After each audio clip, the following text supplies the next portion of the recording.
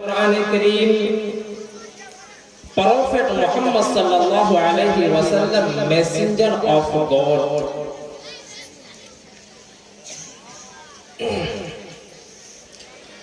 Lingi chidi shikahi nasham shurudhari shadushaka chalapi sarvakti bhavishyati janam mina kolam sabas pashesham bhakshayamatam musline sanskara isha maqami shidam nishkanu dashajatin shatan yavartahim isha dashgonama narashans partidhaman jantir sodeva narashans mi primasiyage idam jana upshrut narashans tavishyate agyan ho tukirat mohamada andhikaram nasham vidayam hi tatwayate vevika idam jana upshrut narashans tavishyate यहाँ न पाँच बात कुछ न रखो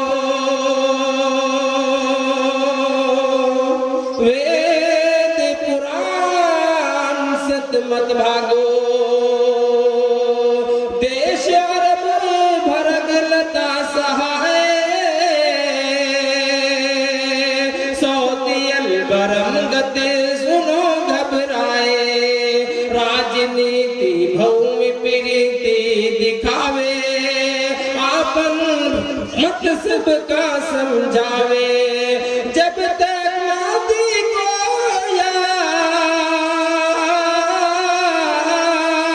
जब तक मोदी को बिना मोहम्मद पान होया बिना मोहम्मद पान होया।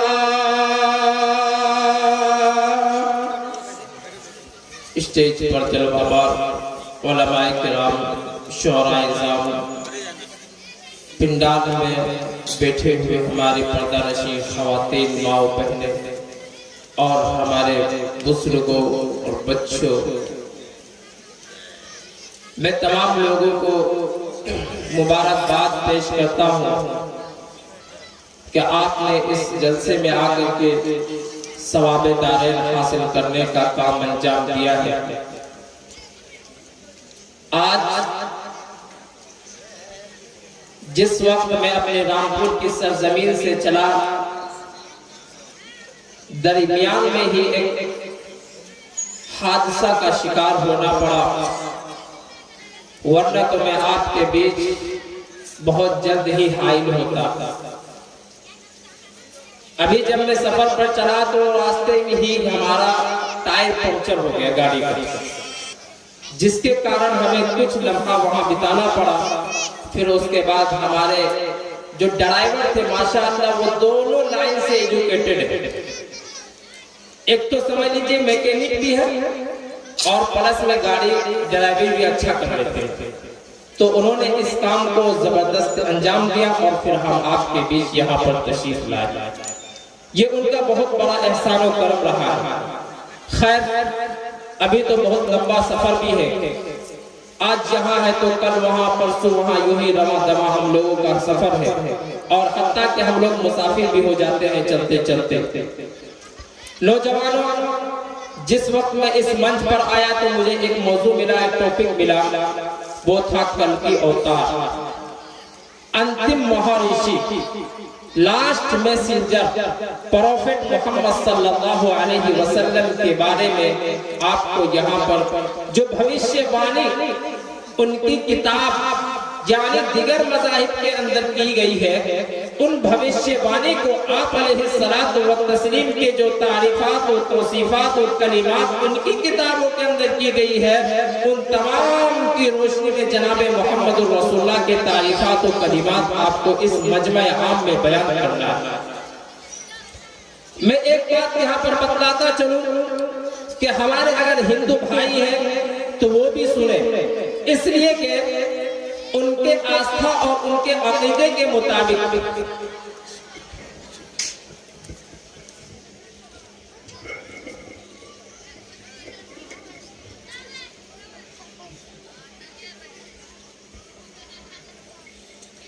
उनके आस्था और उनके अकीदे के मुताबिक यानी वैदिक जमाने के एतबार से, वैदिक धर्म के एतबार से 4 काल बयान किए जाते हैं। काल यानी युग, युग माने कह लीजिए जमाना। 4 जमाने बयान किए जाते हैं। एक है सतयुग, दूसरे नंबर पे है त्रेतायुग, तीसरे नंबर पे है द्वापर युग, चौथे नंबर पे है सबसे लास्ट सतयुग, त्रेतायुग, द्वापर युग, कलयुग। ये 4 युग बयान किए जाते हैं हिंदू आस्था और अकीदे के मुताबिक। अब हमें यह देखना है कि हिंदू आस्था और अकीदे के मुताबिक 4 युग बयान तो किए जाते हैं, पर इन 4 युग के अंदर अवतार कौन कौन से आए हैं वो देखना है।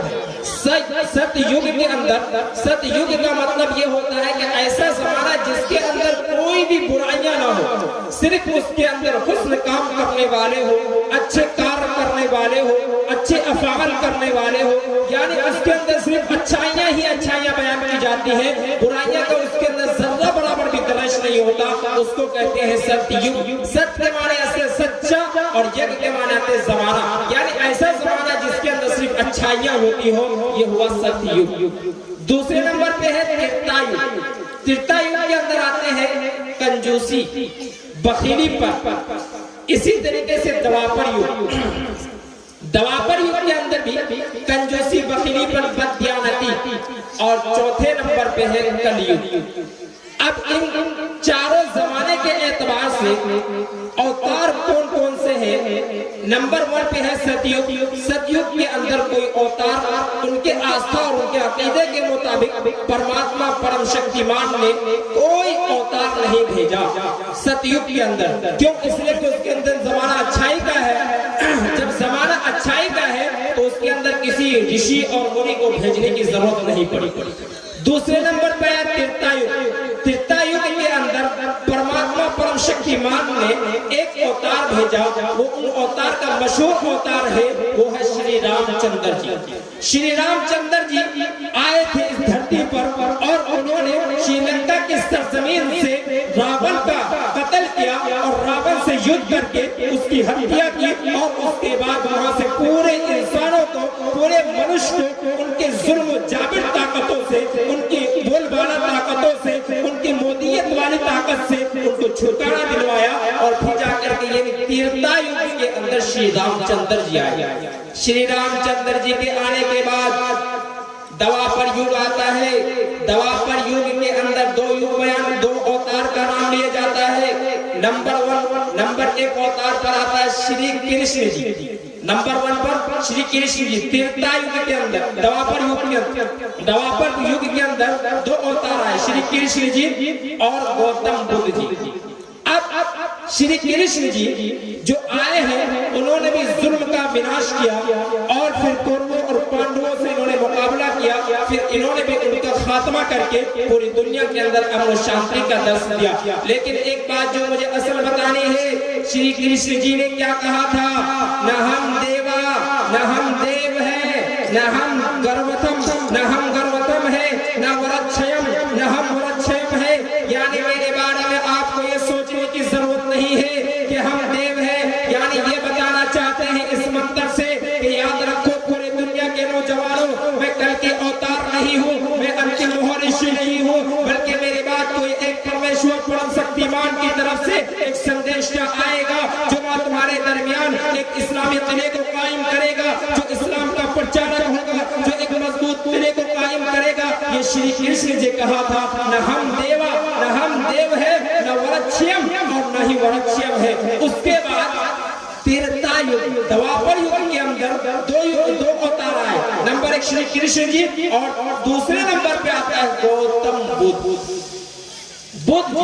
इनका ताल्लुक ये कहां से रखते हैं? ये सरजमीन गया, यानी बिहार एक स्टेट है, उन सूबों में से एक गया जिला है। उस गया जिले के अंदर श्री गौतम बुद्ध की पैदाइश हुई और उन्होंने एक ब्रिज के पीछे, यानी एक पेड़ के नीचे बैठ करके उन्होंने परमात्मा परम शक्तिमान से ज्ञान हासिल किया, ज्ञान स्थापना किया वगैरह। अब श्री गौतम बुद्ध जी ने क्या कहा, उस जुमले को सुनाना चाहता हूँ। I am not first Buddha, कि मैं फर्स्ट बुद्धा भी नहीं हूँ। I am not last Buddha, कि मैं लास्ट बुद्धा भी नहीं हूँ, बल्कि मैं एक तुम्हें अच्छाई की तरफ बुलाने के लिए आया हूँ। मेरे बाद कल की अवतार आएगा जिसको 24वें अवतार कहा जाता है, और वो किस जमाने में आएगा? वो कलयुग के जमाने के अंदर पैदा होगा। उनका नाम क्या होगा? उनका नाम मोहम्मद होगा। उनका नाम अहमद बी विशुद्ध निजमेता हमर तस्स जकर अहम सूर्य इमाजनी होगा।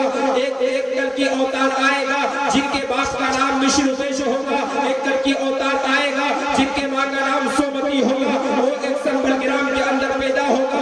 संभल ग्राम अहम संभल ग्राम मुख्य श्री ब्रह्मास महात्मा संभल ग्राम महस्मान, यानी कल की अवतार जो आएंगे उनकी पैदाइश कहाँ होगी?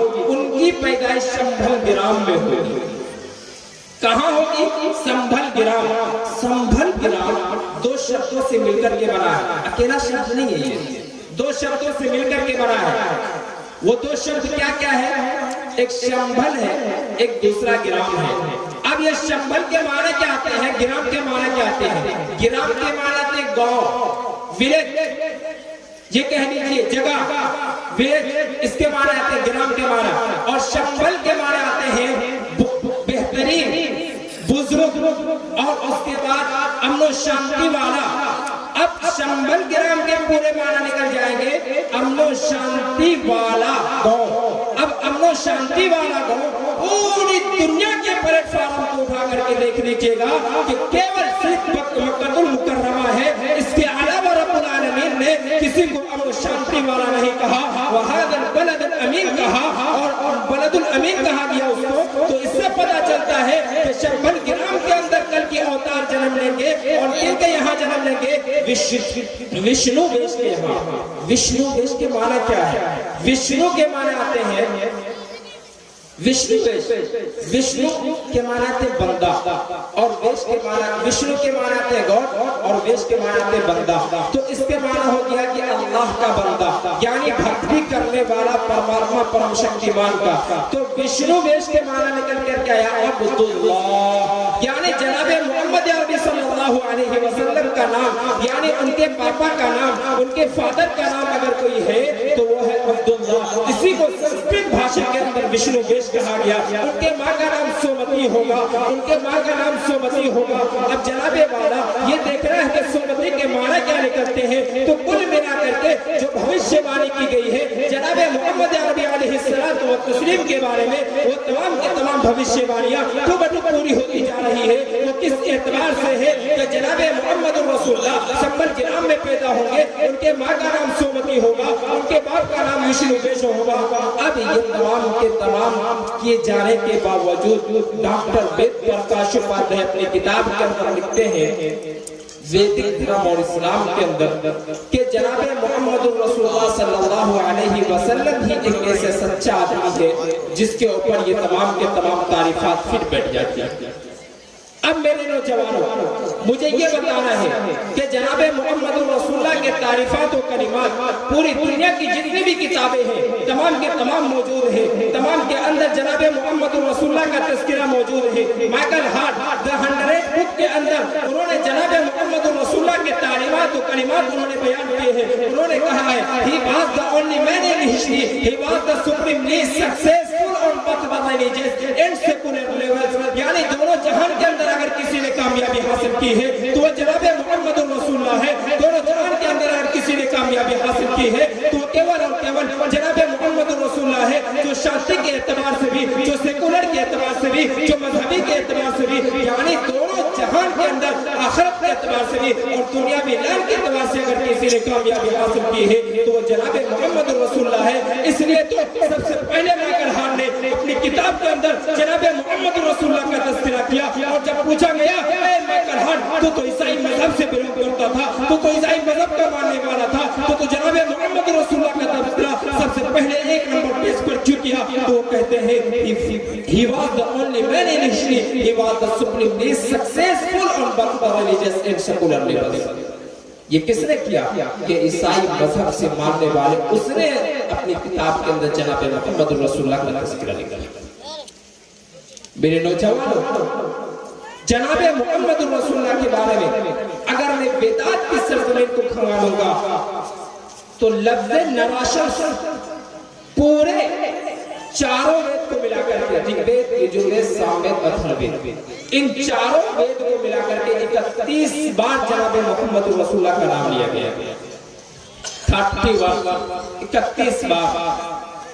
अब जनाबे मोहम्मद रसूलुल्लाह का तज़किरा 31 बार लफ्ज़ नराशस के जरिए किया गया है और फिर उसके बाद जो मोहम्मद रसूलुल्लाह का तज़किरा लफ्ज़ अहमद दी पिलुष्करी मैदा हमर तस जगर अहम सूर्य इवाजनी अहमद दी पिलुष्करी। अब यहाँ पर तो अहमद आया हुआ है, अब कहीं पर मोहम्मदान दिकारम नाशा विदायम ही तदो दे दे बेविकार। अब यहाँ पर मोहम्मद का लफ्ज़ आया हुआ है। जनाबे मोहम्मद रसूलुल्लाह का नाम अहमद के जरिए भी उनकी किताबों के अंदर भविष्यवाणी की गई है और जनाबे मोहम्मद रसूलुल्लाह का नाम लेकर के यानी मोहम्मद की बिगड़ी हुई शक्ल उनकी किताबों के अंदर मोहम्मद यानी मोहम्मद के जरिए से किया गया है। और अगर इसके माना और मीनिंग देखेंगे तो मेरे नौजवानों सबके माना और मीनिंग एक ही निकलता है। तो कुल मिलाकर के जनाबे मोहम्मद रसूलुल्लाह के तारीफ़ात और कलिमात उनकी किताबों के अंदर भरा पड़ा हुआ है और मैं यही उनको दावत देना चाहूंगा कि जनाबे मोहम्मद रसूलुल्लाह के तारीफ़ात और कलिमात पर आओ मेरे नौजवानों तमाम के तमाम मिलकर के अमल करते हैं। श्री कृष्ण जी की बात पर हमें अमल करना चाहिए। श्री कृष्ण जी ने क्या कहा था, न हम देवा न हम देव है और मेरे बाद एक कल की अवतार आएगा उसके ऊपर ईमान लाना जरूरी है। राजा भोज का वाकया बहुत मशहूर है। जिस वक्त जनाबे मोहम्मद रसूलुल्लाह इस धरती पर मौजूद थे, हयात से थे, तो हिंदुस्तान की सरजमीन पर सिंध के इलाके में तशरीफ लाने वाला था। जब वो सिंध के इलाके से निकला तो जनाबे मोहम्मद अरबी सल्लल्लाहु अलैहि वसल्लम के पास जाते हैं और उनसे मुलाकात करते हैं। उनसे मुलाकात करने के बाद जनाबे मोहम्मद अरबी सल्लल्लाहु अलैहि वसल्लम पर वो ईमान लेकर के आते हैं। मैं ये बताना चाहता हूँ, राजा भोज ने कहा था कि कसम खुदा की मैं अमन शांति वाले मजहब के अंदर दाखिल हो गया हूँ, मैं अमन शांति वाले मजहब के अंदर दाखिल हो गया हूँ। इस्लाम ही एक ऐसा मजहब है जो अमन शांति का दर्श देता है, पूरी दुनिया के अंदर अमन शांति का दर्श देता है, अदल इंसाफ का पेकर है, अदल इंसाफ का पेकर है। एक दूसरे के साथ बदसलूकी का हुक्म नहीं देता, एक दूसरे के साथ नाइंसाफी का मामला नहीं करता, एक दूसरे के साथ आपसी भाईचारे की उखुवत और भाईचारे का मामला करता है। ये केवल इस्लाम है। और कहाँ का रहने वाला था, वो सिंध की सरजमीन से रहने वाला था। अच्छा, मैं एक मेन पॉइंट बात बताने के लिए जा रहा हूँ कि हिंदुस्तान का जो नाम पड़ा है वो कैसे पड़ा।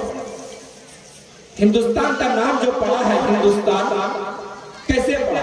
क्यों? इसलिए कि जब मैं राजा भोज का वाकया जब बयान कर रहा था वो सिंध के ताल्लुक से थे, यानी सिंध के रहने वाले थे, तो मेरे जहन में आया कि हिंदुस्तान का नाम जो पड़ा है ये भी इन लोगों के सामने बयान कर दी जाए तारीखी एतबार से, ताकि इन लोगों को एक नॉलेज मिल जाए। तो सिंध का वाकया यानी हिंदुस्तान का नाम हिंदुस्तान कैसे पड़ा वो भी सुन लीजिए नौजवानों। जब फारसी हज़रात यानी जब पारसी लोग हिंदुस्तान की सरजमीन पर आते थे सैरो तफरी के लिए, बिजनेस करने के लिए, तो जब सिंध वालों से पूछा करते थे कि आप कहां से बिलोंग करते हैं, आप कहां से ताल्लुक रखते हैं, तो सिंध वाले ये कहा करते थे कि हम सिंध से ताल्लुक करते हैं। I am to belong Sindh, मैं सिंध से ताल्लुक रखता हूँ। तो फारसियों से सिंध नहीं निकलता था, यानी सीन की जगह पर वो हा का इस्तेमाल करते थे, सा की जगह पर वो हा का इस्तेमाल करते थे। तो सिंध वाले तो कहते थे कि आप हिंदुस्तान से ताल्लुक रखने वाले, तो वहां से जाकर के हमारा नाम हिंदुस्तान पड़ गया।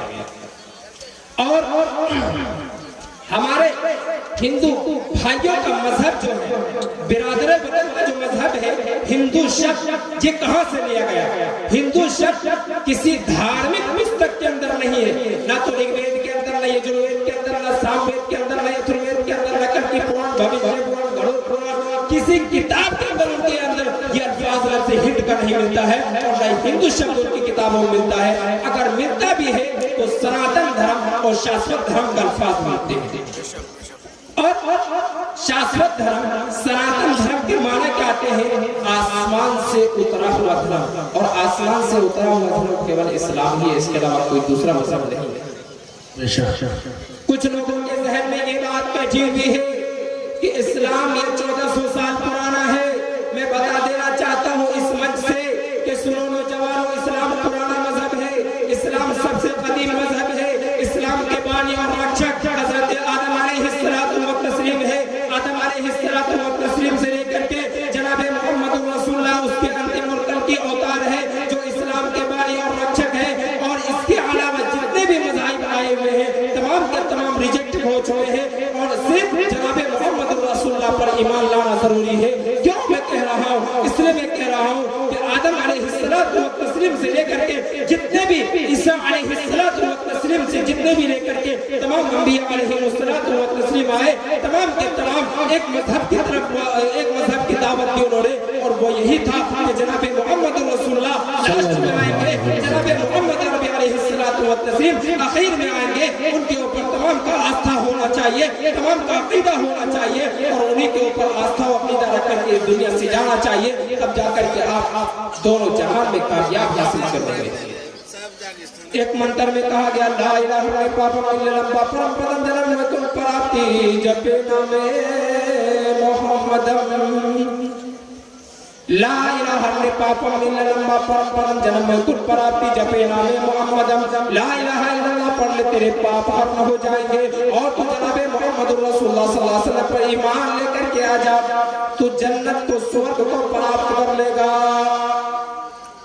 ये किसने कहा? ये अगरचे ज़ईफ कौल है, पर इसके जो मंत्र में मीनिंग दिए गए हैं, इसको जो मतालिब व मफाहिम बयान किए जाते हैं, वो मतालिब व मफाहिम बिल्कुल ठीक है। इसके माना, इसके मीनिंग कोई गलत नहीं है, इसके मतलब और मानी बिल्कुल अच्छे हैं और सीधे सादे अल्फाज के अंदर बयान किए गए।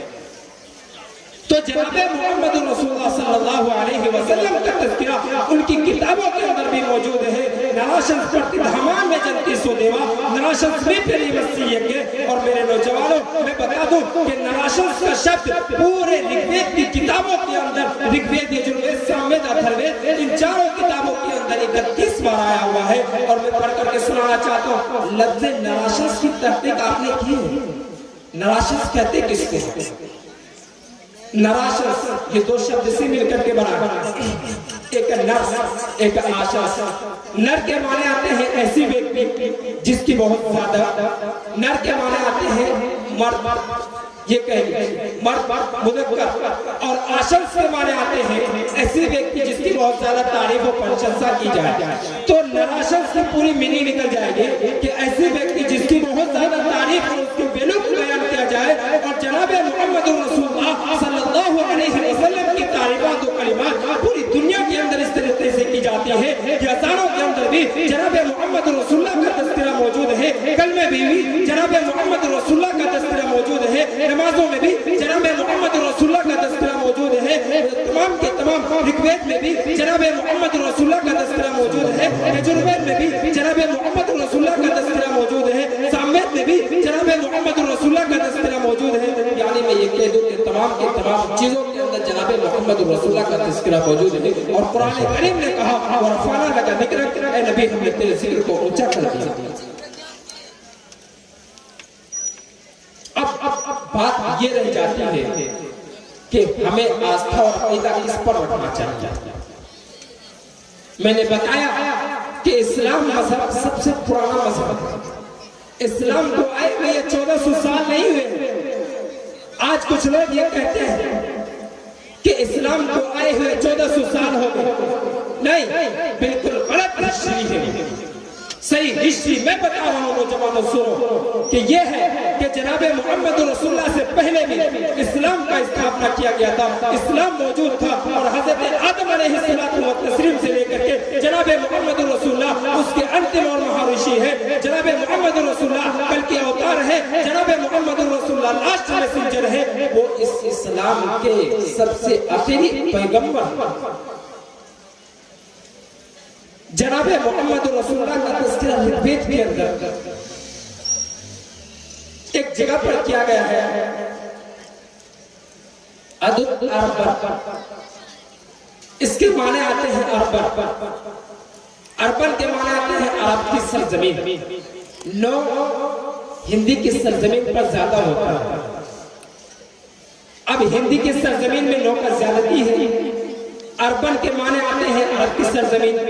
तो गोया के ऐसे व्यक्ति जो जनाबे मोहम्मद रसूलुल्लाह अरब की सरजमीन पर पैदा होते हैं, यानी हिंदी शब्द के अंदर भी अरबन का शब्द मौजूद, अरबन का शब्द मौजूद है।